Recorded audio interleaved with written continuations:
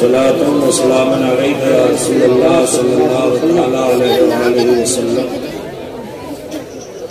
اراکین اجلاس میں بڑی محنت کر و کاوش کے بعد یہ اجلاس منعقد کرایا۔ اللہ تعالیٰ اراکین اجلاس کو اس کی برکتیں، سعادتیں، رحمتیں عطا فرمائیں۔ ہم اور آپ اس میں شرکت کی سعادتیں حاصل کر رہے ہیں، اللہ تعالیٰ اس کی برکتوں سے ہمیں بھی بہرور فرمائے۔ بہت اچھی باتیں، خوبصورت نعتیں ابھی آپ نے سماعت کر لی۔ کچھ دیر کے لیے میں بھی حاضر خدمت ہوں، تھوڑا سنجیدگی کا ماحول بنائیے،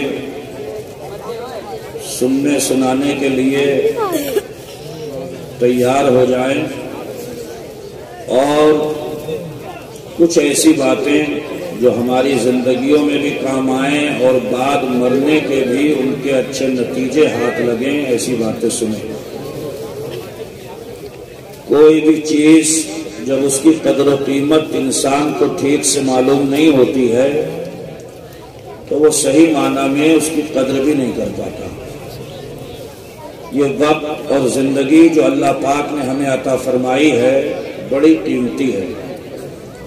ایک ایک لمحہ، ایک ایک لہجہ، ایک ایک ساعت بڑی قیمتی ہے۔ تو آپ نے گھروں کو چھوڑ کر اس جلسے کو آباد کیا، یہاں پر یہ سوچ کر کے بیٹھیں کہ قرآن و حدیث کی جو باتیں علماء اہل سنت بیان کریں گے، اللہ کی بارگاہ میں ہم سب کی دعا ہے کہ اللہ تعالیٰ اس پہ عمل کی توفیق عطا فرمائے۔ میرے بعد بھی انشاءاللہ تعالیٰ ایک مدلل مفصل خطاب آپ کو سماعت کرنا ہے، بیچ میں شعراء اہل سنت کی نعتوں سے آپ محظوظ ہوں گے۔ میں نے خطبہ مسنونہ کے بعد اللہ کی مقدس کتاب قرآن مجید فرقان حمید سے جس آیت کریمہ کا انتخاب کیا، اللہ جل مجدہ ارشاد فرماتا، اِنَّا عَرَضْنَا الْأَمَانَةَ عَلَى السَّمَاوَاتِ وَالْأَرْضِ وَالْجِبَالِ۔ اے لوگو، ایک خاص امانت ہم نے آسمانوں، زمین اور پہاڑوں پر پیش کی۔ کون فرما رہا ہے؟ ہمارا اللہ۔ اور کیا پیش کیا؟ امانت۔ اور کس پر پیش کی؟ آسمانوں پر، زمین پر، پہاڑوں پر۔ فَأَبَيْنَ أَن يَحْمِلْنَهَا، تو پہاڑوں نے اور آسمانوں نے اور زمین نے انکار کر دیا کہ یا اللہ ہم اس امانت کا بوجھ نہیں اٹھا پائیں گے۔ زمین بڑی لمبی چوڑی ہے، بڑی وسعت اپنے اندر رکھتی ہے، مگر اس زمین نے بھی انکار کر دیا کہ مولا تعالیٰ امانت بڑی عظیم ہے، امانت بڑی اہم ہے، میں اس کے بوجھ کو نہیں اٹھا پاؤں گی۔ پہاڑ بڑے سخت ہیں، پہاڑ بڑے بلند ہوتے ہیں، بڑے ہی طاقتور ہیں، ٹھوس ہیں، لیکن امانت اتنی اہم تھی، امانت اتنی عظیم تھی کہ پہاڑ بھی چیخ اٹھے اور کہنے لگے مولا اس امانت کا بوجھ ہم سے نہیں اٹھ پائے گا۔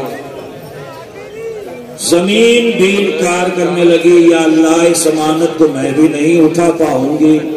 وَأَشْفَقْنَ مِنْهَا، اسی قرآن میں اللہ فرماتا ہے، اور اس امانت کو اٹھانے سے آسمان بھی ڈر گیا، زمین بھی ڈر گئی اور پہاڑ بھی ڈر گئے۔ اس جلسے میں بیٹھو، تھوڑی دیر کے لیے کان لگائیے، قرآن سمجھنے کی کوشش کریے، اس لیے کہ اس کتاب سے سب سے زیادہ بے پرواہی ہماری قوم نے برتی ہے۔ غیر فائدہ اٹھا رہے ہیں، پڑھ رہے ہیں، ریسرچ کر رہے ہیں، تحقیق کر رہے ہیں، زمانے پہ چھا رہے ہیں، پہاڑوں سے خزانے برآمد کر رہے ہیں، آسمانوں پہ کمندے ڈال رہے ہیں، لیکن سب سے زیادہ بے توجہی اس قرآن سے اگر کسی نے برتی تو وہ قوم مسلم ہے۔ اپنا قرآن سنو، کتاب ہدایت سنو، کتاب عظیم سنو، جبریل پہ نازل ہوئی، جبریل کی وساطت سے مصطفیٰ کے قلب اطہر پہ نازل ہوئی۔ اسی قرآن میں اللہ فرما رہا ہے ایک امانت ہم نے آسمانوں پہ پیش کی، زمین پہ پیش کی، آسمانوں پہ پہاڑوں پہ پیش کی، تو تینوں کے تینوں انکار کرنے لگے، مولا یہ امانت ہم سے نہیں اٹھے گی۔ واشفقن منہا، اسی قرآن میں اللہ فرماتا ہے اس امانت کو اٹھانے سے ڈر گئے۔ اپنا مقام سمجھو، بہت بلند ہو آپ، قدرت کا عظیم شاہکار ہو۔ وحملھا الانسان، جس امانت کو اٹھانے سے پہاڑ نے انکار کیا، زمین نے انکار کیا، آسمان نے انکار کیا، یہ انسان آگے بڑھا اور کہنے لگا مولا امانت تیری ہے تو اٹھانے کے لیے میں تیار ہوں۔ کس نے اٹھائی امانت؟ انسان نے۔ انہ کان ظلوما جہولا، بے شک یہ انسان اپنی جان پہ، اپنی جان کو بڑی مشقت میں ڈالنے والا ہے، بڑا ہی نادان ہے۔ آسمانوں نے امانت نہیں اٹھائی، زمین نے نہیں اٹھائی، پہاڑوں نے نہیں اٹھائی، ڈر گئے، لرز گئے، کانپ گئے۔ مولا امانت بڑی عظیم ہے، امانت بڑی اہم ہے، ہم سے نہیں اٹھ سکتی۔ انسان نے قدم آگے بڑھایا اور کہا مولا امانت تو حوالے کرنے والا ہے تو اٹھانے کے لیے میں تیار ہو رہا ہوں۔ کون سی امانت تھی؟ پہاڑوں سے اللہ نے فرمایا کچھ باتیں ہیں، کچھ وعدے ہیں، کچھ احکامات ہیں، اگر وعدے پورے کر کے آؤ گے، باتوں پہ عمل کر کے آؤ گے، میرے احکام پہ عمل کرو گے تو یاد رکھنا یہاں پہ بدلہ بڑا خوبصورت، ٹھکانہ بڑا خوبصورت، انجام بڑا بہتر ہے، صلہ بڑا عمدہ ہے۔ اگر احکام کی خلاف ورزی کر کے آئے، وعدوں کو بھول کے آئے، باتوں کا الگھن کر کے آئے تو یہاں پر عذاب بھی بڑا سخت ہے، عذاب بھی بڑا دردناک ہے۔ پہاڑ کہنے لگے مولا جہاں تو گاڑ دے گا ہم گڑے ہوئے ہیں۔ زمین نے کہا مولا جہاں بچھا دے گا میں بچھے رہوں گی۔ آسمان بولے جہاں ٹھہرا دے گا وہاں ٹکے رہیں گے۔ مولا مگر تو فرماتا ہے کہ احکام پہ عمل کرو گے تو ثواب دوں گا، اور اگر احکام کی خلاف ورزی کرو گے تو جزا بھی بڑی سخت ہوگی۔ اللہ اکبر۔ یہ انسان ہے، ہر دور میں انسان کی دو شکلیں رہی ہیں، خیر کی شکل میں بھی رہا، شر کی شکل میں بھی رہا، نیکی کی شکل میں بھی رہا، برائی کی شکل میں بھی رہا، اچھائی کی شکل میں بھی رہا۔ یہ بد بھی ہوا ہے، یہ خیر بھی ہوا ہے، یہ سراپا نیکی بھی بنا ہے، یہ سراپا شر بھی بنا ہے۔ اتہاس اٹھا کر کے دیکھیں، انسان کا اتہاس اٹھائیں، ہر دور میں انسان کے دو چہرے رہے، نیکی کا چہرہ بھی رہا ہے اور اس کا برائی کا چہرہ بھی رہا ہے، خیر کا چہرہ بھی رہا ہے، شر کا چہرہ بھی رہا ہے، اچھائی کا بھی رہا ہے، برائی کا بھی رہا ہے۔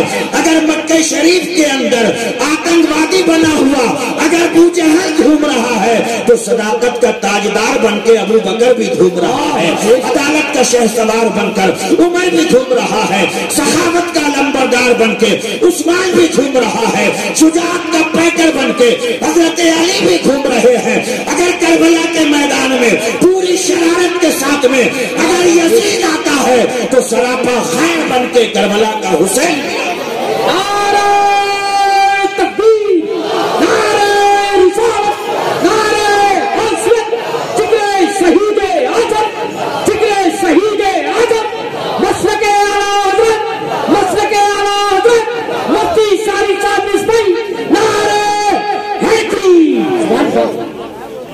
دونوں چیزیں آپ کے اندر رکھی گئی۔ خیر کو بھی پرکھیے، شر کو بھی پرکھیے، نیکی کو بھی جانچیے، بدی کو بھی تلاش کیجیے۔ نیکی کا راستہ چن لیجیے، بدی کو چھوڑ دیجیے، خیر کا راستہ اپنا لیجیے، شر کو چھوڑ دیجیے۔ خدا کی قسم اگر خیر کے راستے کے مسافر بنو گے تو کسی اور کے لیے نہیں، جنت تمہارے لیے بنائی گئی ہے، اور اگر شر کے راستے کے مسافر بنو گے تو یاد رکھنا جنت اگر بہت بڑی ہے تو دوزخ بھی بہت بڑی ہے۔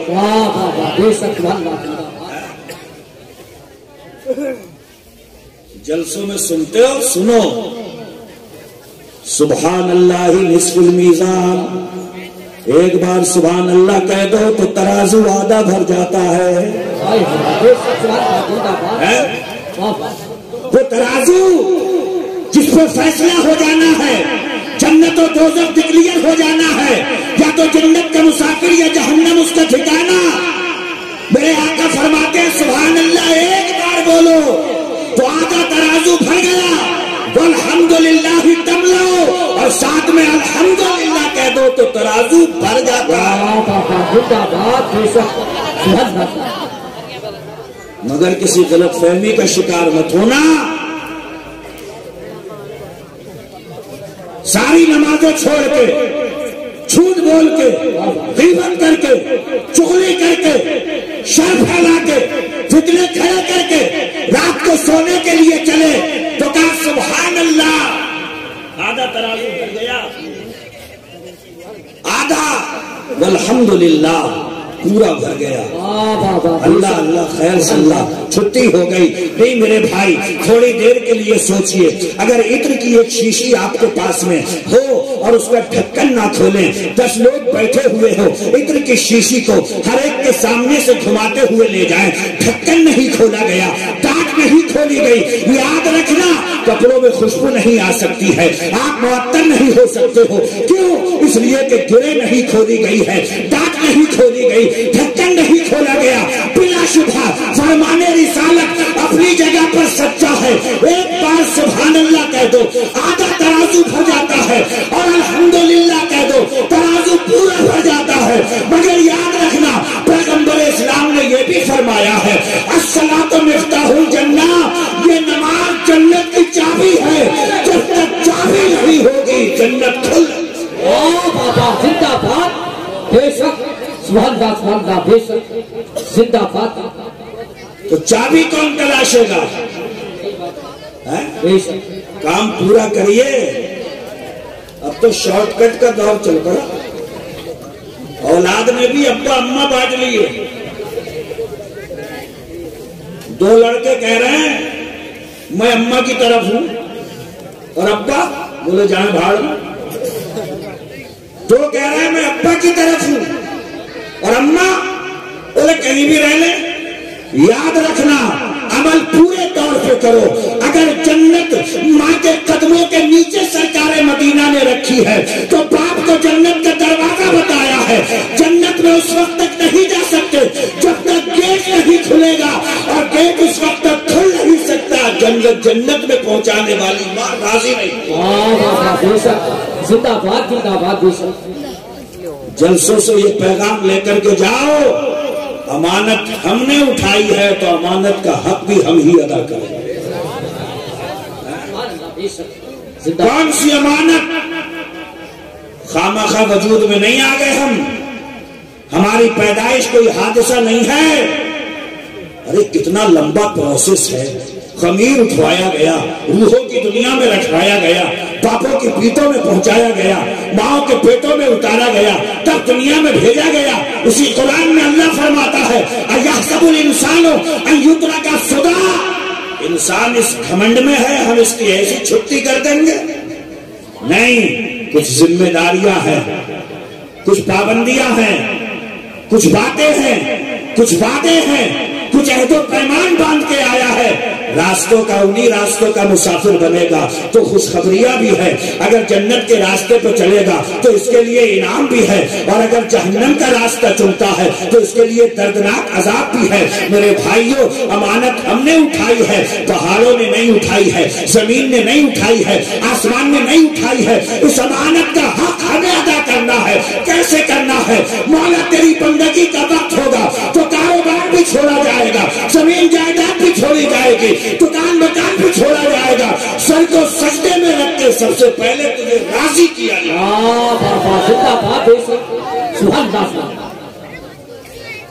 جلسہ کس لیے ہو رہا ہے؟ قرآن میں ایک جگہ اللہ فرماتا ہے وَذَكِّرْ فَإِنَّ الذِّكْرَ تَنفَعُ الْمُؤْمِنِينَ، بار بار سمجھاؤ، اس لیے کہ ایمان والوں کو بار بار کا سمجھانا فائدہ پہنچاتا ہے۔ ایک محفل ہوئی، دوسری محفل ہوئی، ایک جلسہ ہوا، دوسرا جلسہ ہوا، ایک جلسے میں بات سمجھ میں نہیں آئی، دو جلسوں میں بات سمجھ میں نہیں آئی، بار بار جلسہ ہوگا تاکہ خدا کا پیغام پہنچ سکے، رسول اللہ کی سنت پہنچ سکے، قرآن کی آیت کا ترجمہ پہنچ سکے، حدیث مصطفیٰ کی ترجمانی ہو سکے۔ اس لیے کہ اصل سرمایہ اللہ و رسول کا فرمان ہے، قرآن ہے، حدیث ہے، بزرگوں کی زندگی ہے، یہ سینے سے لگی ہے تو یاد رکھنا دل منور ہے، اور اگر اسے چھوڑا تو دل منور نہیں، اندھیرا ہی اندھیرا۔ لہد میں عشق رخ شہ کا داغ لے کے چلے، اندھیری رات سنی تھی چراغ لے کے چلے۔ چراغ کا انتظام کریے۔ سننے میں آیا کہ آپ کی مسجد کے خطیب و امام نے دستار بندی کا عنوان بھی اسی میں ایڈ کر دیا ہے۔ یہ بچے جو بیٹھے ہیں یہ معمولی نہیں ہے، یہ تو ہماری غلط فہمی ہے، ہماری نادانی ہے کہ معمولی سمجھ لیتے ہیں۔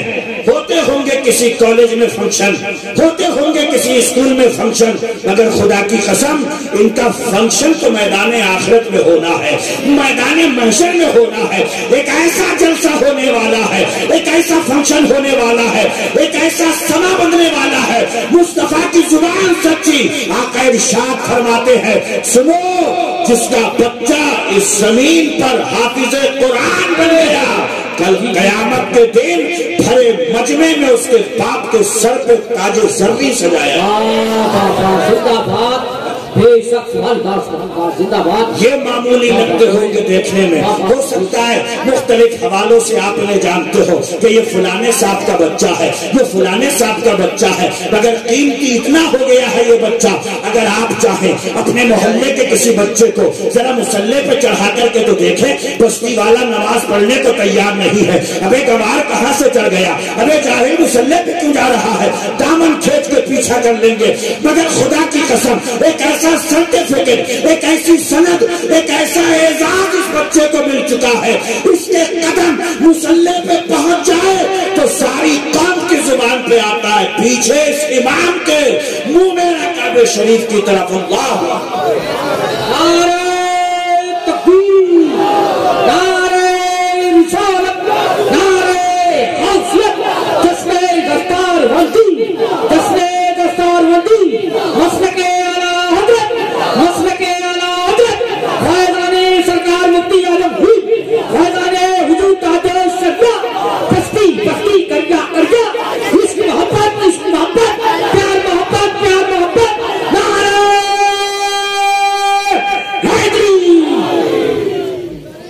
وجہ صرف اتنی ہے کہ ہم جب ہنگاموں میں لگے ہوتے ہیں یہ قرآن کو یاد کرنے میں لگے ہوتے ہیں۔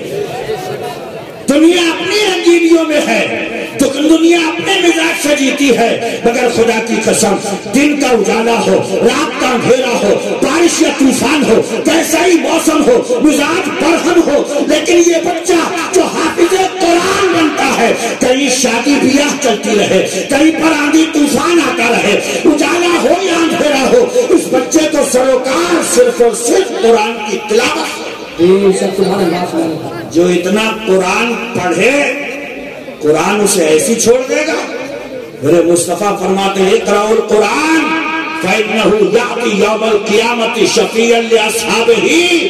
قرآن کو پڑھا کرو جب سارے محشر میں لوگ بھاگے بھاگے پھر رہے ہوں گے، اماں دو نیکیوں کی ضرورت ہے، ابا دو نیکیوں کی ضرورت ہے، بھائی دو نیکیاں دے دے تو جنت کا مسافر بن جاؤ، مگر سب نگاہیں چراتے ہوں گے، دامن کو بچاتے ہوں گے۔ خدا کی قسم یہ قرآن پڑھنے والا مصطفیٰ فرماتے ہیں جو قرآن پڑھنے جائے گا کسی کی شفاعت کوئی کرتا ہوگا، کسی کی شفاعت کوئی کرتا ہوگا، حافظ قرآن کی شفاعت خود قرآن کر رہا ہوگا۔